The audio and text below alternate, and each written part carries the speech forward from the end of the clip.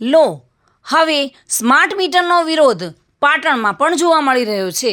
પાટણના ધારાસભ્ય કિરીટ પટેલે રાજ્યના ઉર્જા મંત્રીને પણ પત્ર લખીને પાટણ શહેર અને જિલ્લામાં સ્માર્ટ મીટર ન લગાવવા માટે રજૂઆત કરી છે અને જો પાટણ શહેર અને જિલ્લામાં આવા મીટર નાખવાની કામગીરી હાથ ધરવામાં આવશે તો જનતાને સાથે રાખી વિરોધ કરવાની ફરજ પડશે તેવી ચીમકી પણ પાટણના ધારાસભ્યએ ઉચ્ચારી છે.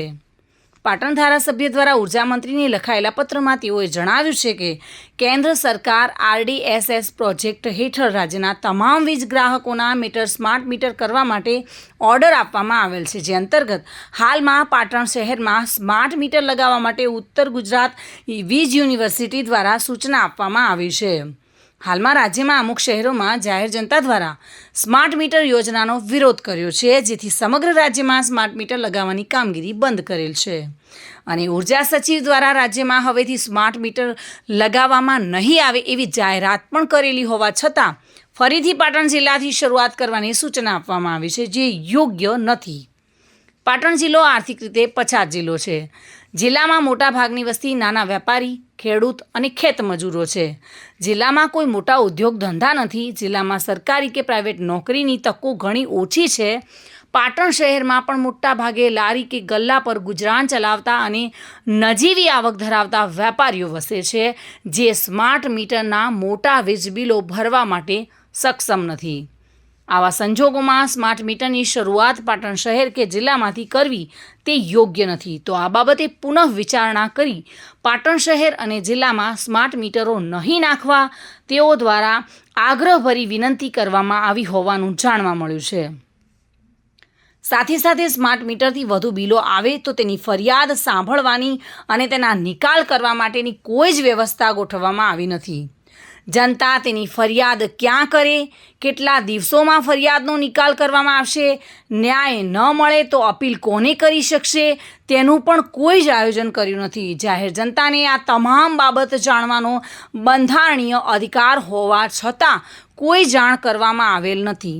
વળી હાલ લગાવેલા મીટર બાબતે પ્રજાને કોઈ તકલીફ કે ફરિયાદ પણ નથી અને સરકાર પાસે આવા સ્માર્ટ મીટર લગાવી કરોડોના ખોટા ખર્ચા શા માટે કરવામાં આવે છે તેનો કોઈ ચોક્કસ જવાબ પણ નથી અને હોય તો ઉર્જા મંત્રીએ ગુજરાતની જનતા માટે જાહેર પણ કરવો જોઈએ તેવું તેઓએ જણાવ્યું હતું. આજે મેં રાજ્યના ઉર્જા મંત્રીને એક પત્ર લખી અને પાટણ શહેર અને પાટણ જિલ્લાની અંદર સ્માર્ટ મીટર ન નાખવા માટે રજૂઆત કરી છે. સમગ્ર રાજ્યની અંદર જુદા જુદા શહેરોની અંદર જ્યારે સ્માર્ટ મીટરનો વિરોધ થઈ રહ્યો છે, નામદાર હાઈકોર્ટની અંદર પણ આ બાબતે પિટિશન ચાલે છે અને નામદાર હાઈકોર્ટે સચિવ સહિત તમામ અધિકારીઓને રૂબરૂ બોલાવ્યા છે. રાજ્ય સરકાર કરોડોનો ખર્ચ કરી અને થોડા સમય પહેલા લગાવેલા મીટરો શા માટે બદલી રહી છે એની પણ રાજ્ય સરકાર પાસે કોઈ પૂરી જાણકારી નથી કે સાચો જવાબ નથી અને પ્રજાને પણ કોઈ તકલીફ નથી જે લગાવેલા છે મીટરોથી. તો શા માટે કરોડોનો ખર્ચ કરી અને આ મીટરો નાખવામાં આવે છે? મીટરોની અંદર પણ વીજ બિલ ઊંચા આવવાની ફરિયાદો સમગ્ર રાજ્યની અંદર જ્યાં જ્યાં પણ મીટર નાખ્યા ત્યાં મળી છે. ત્યારે પાટણ જિલ્લા એ પછાત જિલ્લો છે. સામાન્ય મને મધ્યમ પરિવારના લોકો અહીંયા રહે છે. પાટણ શહેરની અંદર પણ લારી ગલ્લા ચલાવી અને આજીવિકા મેળવતા મોટાભાગના વેપારીઓ છે. કોઈ મોટા ઉદ્યોગ ધંધા નથી. તો શા માટે પાટણ શહેર અને પાટણ જિલ્લામાંથી શરૂઆત કરવી એ યોગ્ય નથી અને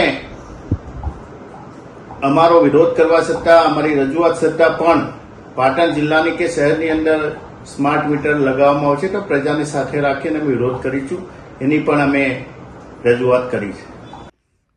જોકે પાટણ શહેર અને જિલ્લામાં જો આવા મીટર નાખવાની કામગીરી કરવામાં આવશે તો જનતાને સાથે રાખીને ધારાસભ્યએ વિરોધ પ્રદર્શન કરવાની ચીમકી પણ ઉચ્ચારી છે. પ્રવીણ યોગી સાથે bureau report, today Gujarati news.